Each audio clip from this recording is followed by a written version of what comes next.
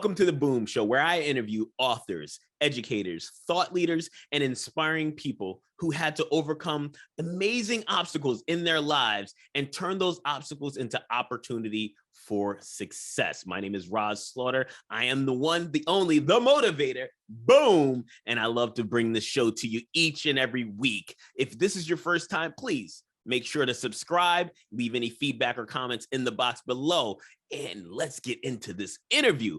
Boy, am I excited. Today, I have Pranu Kumar. She is the founder of Rohi Ready, which is a social justice children's bookstore and learning center. I'm excited. We dug deep into her background as a teacher, talking about social emotional learning, social injustice, diversity, so many amazing things that will help you if you're a parent, an educator, or someone just wants to learn about the topic of how you can take your child's education and inclusion to the next level. I'm excited for this one. Let's jump into this interview with Pranu. Boom. This is Rahz Slaughter here, aka The Motivator. We are back with the Boom Show. We got another great interview coming up. Pranu, how are you doing today? Hi, I'm doing well. How are you? I'm doing fantastic. Excited as all hell to tell you guys that this is going to be a great one. So if you're watching, you definitely want to have a pen and paper side and make sure you listen up real fast because we are both from New York a little bit and we're going to talk a little bit fast. So Pranu, let's jump right into it. Tell us a little bit about your backstory of you're in Florida now, but how did you get to the place you are?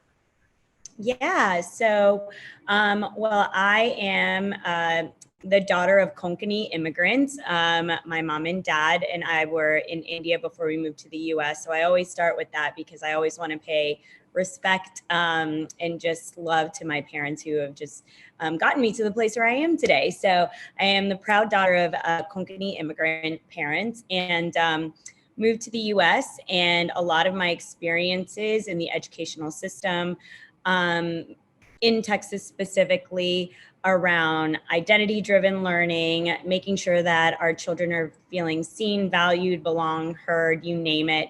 That's really been sort of the overarching idea of all of the work that I've done from quite some time and into where I am today. So that's always what I like to think about first is where did I come from and how did it bring me here? Awesome.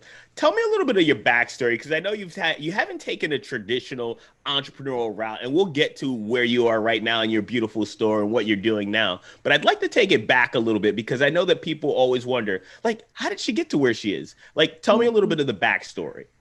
Yeah, so similarly to what I just stated about my experiences growing up. So I grew up in the Deep South and experienced, along with my family, a tremendous amount of oppressive and racist experiences, both in the professional and personal and educational spaces.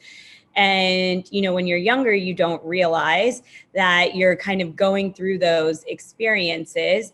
And also in my family, it was very much keep your head down, don't, speak up, assimilate, do what you need to do because we're here. And it was really thinking about how do we ensure that we're living the American dream, but oftentimes we're kept out of it. And so a lot of the things that I talk about now are based on those experiences and lacking of identity-driven, empowering experiences in the places and spaces that were supposed to be considered safe for me. And that was, for example, school. We know that schools were not traditionally created for people of color within the US. So it was thinking about, as I grew older, what are these experiences that I've gone through? And how do I use what I know today to right the wrongs of the past for my daughter and for other children around us? And so ended up, though, studying biology, medicine, and very quickly realized when I was in medical school that this was not the space that I wanted to be in. I knew that I wanted to work with children. I didn't know in what capacity, though. And so what it came down to was, getting into the not-for-profit space. Joined the not-for-profit space and then quickly was laid off because of the recession. But during that time was able to really understand the world of nonprofit and all of the different areas and what I kept feeling gravitated towards was the field of education, but still was trying to figure out like, where am I meant to be in this space? What is my story? What are the experiences that feel very connected to this space? So I moved to New York, was working 4 part-time jobs in retail, in working with children around art, working at a not-for-profit, you name it. And ended up, after about applying to over 250 places in New York, ended up getting a career-changing teaching fellowship. And that is really what changed the trajectory and really what I would say saved my life, being able to teach. And so teaching, like I said, saved my life. I have learned so much from my families, my babies, my mentors. And one of the biggest things that I realized over time was that it wasn't just about wanting to work with children.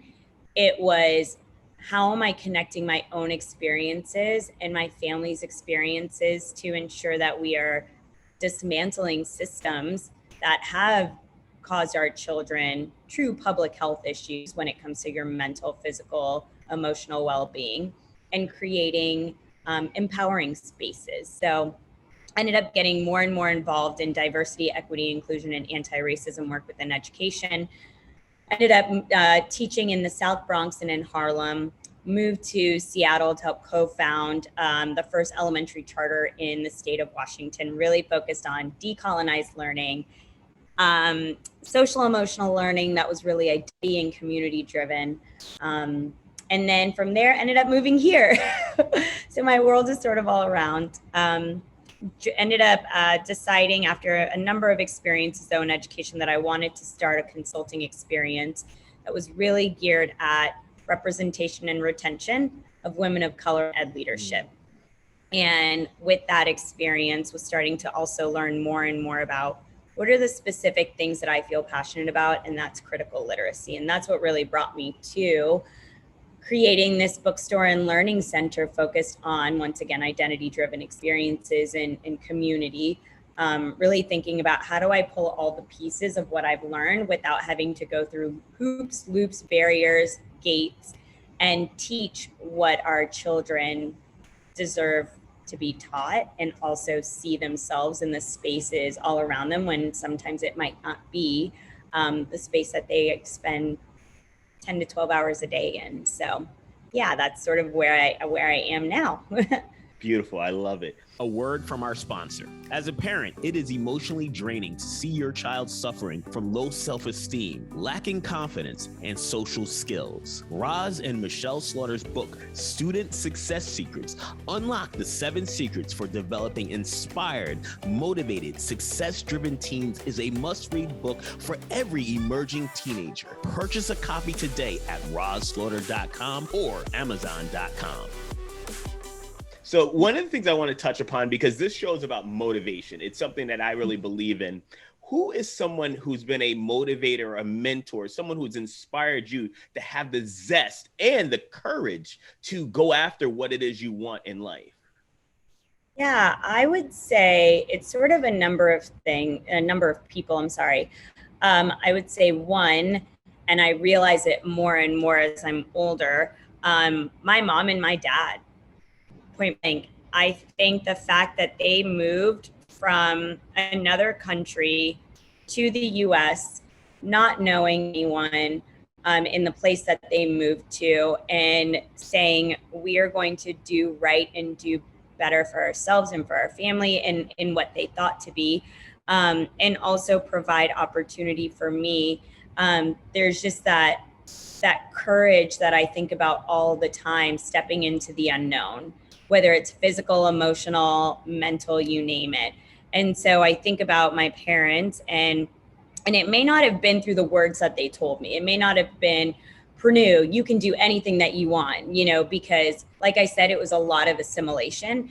But when I think about their actions, their daily actions, when I think about the fact that my mom is so proud of her roots and her ancestry and her family, and she's unapologetic in that. And she has been that way since we moved to the US. I think there's such courage in that, in seeing, wow, this is someone who has been right in front of me all along, who may have been telling me things to acclimate to a certain society, but she herself has been courageous to be herself. And so I think it's been a lot of like the non-traditional experiences of just observation that have helped me. And now I see them, and I see that who they have just naturally been have been the people that have actually empowered others to be themselves too. And then I think about my mentor, and who I consider like my school mom. Her name is Danique Day Loving. She was my principal in Harlem, and she was someone who invested in me professionally and personally. And she was someone who was always about, Purnue, I want you to follow your dreams in the pursuit of what makes you feel empowered. And that was so powerful to me, because to know that there's someone who's saying, I don't even need to hear what your dream is. If it makes you feel more of who you are, then do it. And so I would say she has been someone who has been instrumental in just allowing me to be authentically myself, without even having to give me, cliche or specific trending words to empower me. Outstanding. So in school, you've had the opportunity to not only go through your own formal education and find your own path and your own creativity, and had to battle through some of the limitations of being a female of color. And, and now you're crusading this path for diversity. What would you say to a parent who is watching this right now, who has a child who is of color, who might not know what to do in order to get more of the culture into their lives? What would you share with them? Oh my gosh. Well, I think families, parents, caregivers, everyone is doing the absolute best they can. And far be it from me with a 9-month-old to give anyone advice, because I too am learning how to navigate this space. But what I would say is the stories that came before us are typically the ones for me personally that have inspired me to be my best and authentic self. When I think about my roots, I think about my Annama, which is grandmother in Hindi, who was an educational activist and someone who fought for the emancipation of women's rights in India, who fought for children's educational rights during a colonized India and during the caste system to make sure that every child, once again, felt seen, valued, loved, and given a quality education. And so I think when we're able to share the stories of those that came before us, whether it's related or not, it gives us strength to go forward in the pursuit of our dreams, knowing that other people had so much courage to do things without as much freedom that we have to speak up about what we feel are injustices. So I think that would be one of the things that sort of resonate with me, and something that I will teach my daughter too is these are the people that came before you who have allowed you to freely express who you are. I think another thing then in that same thread around storytelling would be the beautiful and diverse books that are around us that tell the stories. Because sometimes you may not be in an experience or a space where you are naturally learning of the stories about your community and culture. And so whether it's the library, a bookstore, online, you name it, what are those rich literacy pieces that are not only about the history, but just the everyday joyful stories that kids can just resonate with themselves and say, oh my gosh, I see myself in that book. That makes me love myself that much more. So I would say those are the two things I would consider. Great segue. So I want to talk about your bookstore, and because it's something that is so amazing. I love everything about the idea. And being a young man, I never saw authors of color. I never heard stories of people who had done anything really amazing that were from my background and my ethnic group. And it's because schools just didn't teach it. I know the school that I went to that was a very good school, but they just kind of talked about traditional history, traditional inventors, people who we all heard of, but there are a lot of others. And now you've created a store that allows to get those authors' voices out there and their message. Please tell the audience the name of your store, the inspiration, and a little bit about the store. Yeah, sure. So the name of the store is Rohi Ready, and it is a social justice driven children's bookstore and learning center that is committed to critical literacy that promotes inclusivity and diversity. And when I say critical literacy, I mean, what are the rich, beautiful texts that we're reading and placing in front of our children that give them an opportunity to, what I like to say, read something, learn something, and share it with the world. And so that's what we like to call our revolutionary readers. Being able to really create conscious citizens of our youngest ones, and knowing that you're never too young to know the truth, but also never too young to see those windows and mirrors into the world of opportunity. So that's the store and sort of the concept. The inspiration was really one, like I said, my Annama, her name is Rohini, my grandmother. She was the inspiration of the name, and then also my daughter, Rohini, and thinking about what are the spaces that I would want my daughter to be in so that she could see herself, but also learn of the stories around her, and learn of the stories that may not be of her background or from her community. And so that's really what this space is about. But I think the biggest thing around Rohi Ready is we happen to be a place that has these beautiful books, but the thing that keeps us alive and thriving is community, and thinking about how does this space serve around building human connection. So whether it's through educational programming, whether it's through caregivers meeting up here and then hanging out for an hour and just connecting over community, and their kids reading and doing a puppet show. Really the biggest thing for me is the measure of success is building community. So Rohi Ready, we've been here for 5 weeks now. So been going so far. Yeah. Awesome.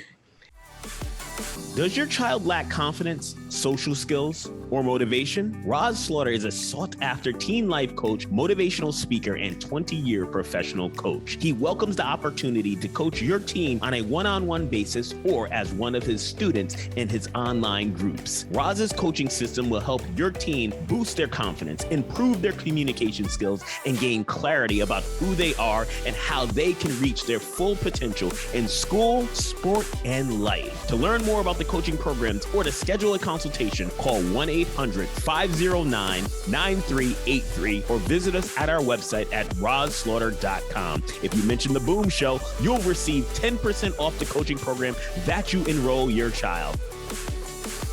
Can you share with us what's one or two titles that you would recommend the viewers to definitely look into and possibly purchase, come to the store, order online? Just tell us a little bit about one or two. Oh my goodness, there are so many as I look around me. There's just so many beautiful stories. I would say one of my favorite authors and illustrators is Inosanto Negara, and he's an Indonesian author and illustrator. I actually I wrote a project-based learning unit entitled Poets of Color for my kindergartners a couple of years ago, and we highlighted his work. He's written 2 books. One is called A is for Activist, and the other is called Counting on Community. And one is around the alphabet, the other is around counting, both very interactive. But what I love about them is that they are introducing the concepts of social justice to our children through natural and engaging ways, and also joyful ways, so that our kids are understanding that social justice does not need to be a word that is suppressed or is whispered. It's something that all of us can contribute to in our own meaningful ways. And so through these beautiful books, you're able to see how you can contribute, but then also learning your ABCs at the same time. So those are 2 books by one author, an illustrator, that I would say I absolutely love. I think another book would be Step Into Your Power, which is this incredible book, I think, for any age. It's a book that really sort of supports this idea of how do you cultivate what you're passionate about and turn that into meaningful action. So whether it is journaling on your own, whether it is seeking a mentor, whether it's asking for help, these are all ways that you can step into your power and most authentic self. And then within it, there are excerpts by high schoolers, by students of all ages. There's also really wonderful resources so that if you're looking to get guidance and support as an educator, a parent, a caregiver, you name it, or even a student yourself, there's also online resources within the book. But it's also just a beautifully written book so that anyone can sort of understand that they have power to make change.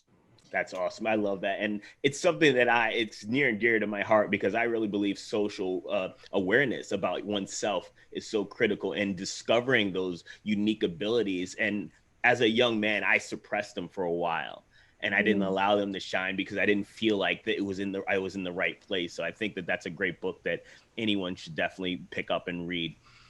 With your bookstore, you know that there's going to be some resistance. You know, there's resistance that we see right now in the educational system where they're trying to kind of almost eliminate certain cultures and not talk about these things that are actually really happening. How do you see yourself being successful in a space that has some limitations or roadblocks ahead of you? Yeah, I think one of the biggest things that I always like to just stay focused on and get back to the sort of true north around is that this space is for children, no matter where you are from, what your background is, what community you come from. This is a place where we are telling the truths of different communities, and children deserve to know the truth. We have sort of turned it into calling it fancy names and you know, saying what kids can learn and what they shouldn't learn. But at the end of the day, what it comes down to is kids seeing themselves and kids understanding the truths of the world around them so that they can make better informed decisions as they grow up. And so my biggest thing is that anytime you come in here is that you are being exposed to one more story that you didn't know about. And how can you deny learning about the story of a young Indian boy with a patka who identifies as Sikh that is, you know, nervous for the first day of school because he doesn't know what color patka to wear? How can you deny the fact that there's another book in here that's called Your Name is a Song, which talks about the differences in our names and how a child felt nervous about the first day of school because she wanted to make sure that her teacher and those around her said her name correctly or even asked to say it. Like, these are stories that are not, you know, to be forgotten, and they're in no way suppressing anyone. It's just one more way in which we can actually build inclusion and understanding of each other. So when I do get, you know, I haven't gotten it much, but when I do get the criticism, my best way is to, one, I've heard this over and over, lead with love and lead with this understanding that the purpose of this space is to build community and inclusion. And if someone is finding criticism with that, my hope is that it will actually give them an opportunity to actually come in here and see what actually is being done, and how our children are being able to see themselves in just one more way that maybe they wouldn't have otherwise. Beautiful. I know that you are still fairly fresh with the opening of this store, but what are some of the projects that you're excited about that inspire you that you can see yourself partaking, bringing to the store in the near future? Yeah, so I think one of the biggest things for me and one of the main commitments is around educational programming and making sure that as much as possible, I'm keeping it free and accessible to all ages. So my biggest commitment is making sure that there are classes that are built with the gifts of the community. So for example, for the month of August, we have, or even July, we've had gardening, dance led by Dreyfus High School students. We've had creative and healing writing. We've had, oh my gosh, there's so many. We are doing a healthy food and nutrition series with Project Flourish, who is led by Alicia Garcia. We have so many different programming events that hopefully will give children and families and adults one more opportunity to connect authentically with literature through experiences. And so that's one of my biggest things. And then I would say the other thing is just making sure that this space is always, thinking about what are the projects that I can be doing on a daily basis to build community. So for example, I have a bookmaking section at the side, but I'm also thinking about how do I tie in, phonics and sight word literacy and all of these other things that I've taught in the past in an authentic way where kids understand, like, I'm reading some sight words. This is contributing to my reading, but I'm not doing it in a way that feels so structured and that might, sometimes intimidate one from wanting to pursue that activity. I love it. So it's obvious that you're an out of the box thinker because it definitely takes someone to be like, oh, I want to do this, or I'm going to transition from medical to I'm going to go to teaching. What do you think? Where do you think that parents today, educators, are we kind of stuck in the box thinking, and how do we get out of that when it comes to educating our children? I think it's interesting because there's this piece of wanting to allow kids to really explore their most authentic, unapologetic selves when it comes to finding their passion, finding what makes them feel engaged in learning. But I think there's also this piece of how do we ensure we're also being culturally responsive? I think about my family and how now they're sort of opening their eyes to the world of possibilities of all the things you can be. But when they moved from another country here, what they had learned in our home country was doctor, lawyer, engineer, XYZ. That's what you need to be here. And so how could one also fault someone when all they're trying to do is create the best type of opportunity? So I think what it comes down to is, as educators and just as people who are working with our youth in education, is thinking about how can we ensure that we are honoring what our families want for our children, while also sharing with them that there is a world of opportunity in so many spaces, whether it's technology, whether it's carpentry, whether it's farming, whether it's the environment, whether it's medicine, you name it. Whether it is coaching, you name it. But how are we sort of integrating both of those so that we're not suppressing anyone's cultural identity, but we're also thinking about creating access to more information of what our kids can be.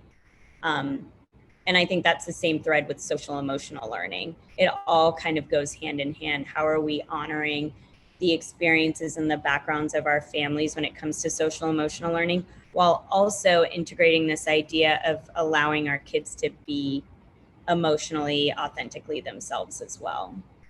Perfect.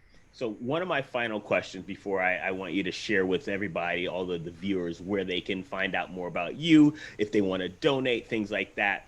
But you hit on social emotional learning. It's something you and I have had a conversation about, but I'm sure that there are a lot of viewers who don't really know what that is and how it pertains to school, as well as being a parent at home. Can you share a little bit of light on that, please? Sure. Yeah. So when I think about social emotional learning, I think about how are we allowing our children, our babies, I always say babies, even when they're like in 12th grade, I say the babies. How are we allowing our babies to express and navigate the world around them through their emotions, through their ideas, through their feelings, through their interactions with self and interactions with others. And how are we doing this in a way where we are not, once again, because I think social emotional learning has an opportunity to be another form of policing, where we are deciding how kids should feel, how kids should be, how kids should navigate an experience, without saying, here are some tools. I want you to share with me what works best for you. And so thinking about social emotional learning in the context of how am I being culturally responsive of my students' background, identity, community, while also saying, here are some ways in which you can either individually or as a community navigate what you're going through. And so that's really what I'm thinking about. And I think about it in the context of academics, because I think just the world of academics feels very individualistic and can feel very competitive too. And so for many cultures and communities, we come from experiences that are multi-generational and very much, I love you until you give me a reason not to, or I support you, and having a number of people around you to support. So thinking also about how are we creating opportunities through social emotional learning for our kids to navigate the academic experiences without feeling overwhelmed, feeling, especially with COVID, just how to not feel overwhelmed. Thank you so much for all of that. So final question, tell us where we can learn more about the store. And if we want to reach out to you on social media, what are the best places? And of course, the website, if someone wants to contribute, donate, where can they do that? Yeah, so the website is www.rohisreadery.com. So ROHISREADERY.com. You can actually on the website, or when you follow on Instagram, so at Rohi's Readery, once again, ROHISREADERY. You can actually click on the link and it'll show you where to donate if you're interested in donating. All of the money that is going from GoFundMe is going into educational programming. And we're so grateful for all of the support that has been provided thus far in the startup of Rohi's Readery. Physically, the brick and mortar store is in Rosemary Square, formerly City Place, or I'm sorry, yeah, former, yeah. And the address is 600 South Rosemary Avenue, Suite 162, West Palm Beach, 33401. And we're right across from the Cheesecake Factory and the Starbucks that has just been built. So yeah, that's where I'm at. Perfect. Thank you so much. It's been an amazing opportunity to hear your story, to share your dream and where you're going. I know you're going to be a superstar success in West Palm Beach, helping so many young children who just need to be able to place a safe place that they can find identity. So I want to thank you for your time this morning. Thank you so much. I'm so happy and so grateful to have had the opportunity today.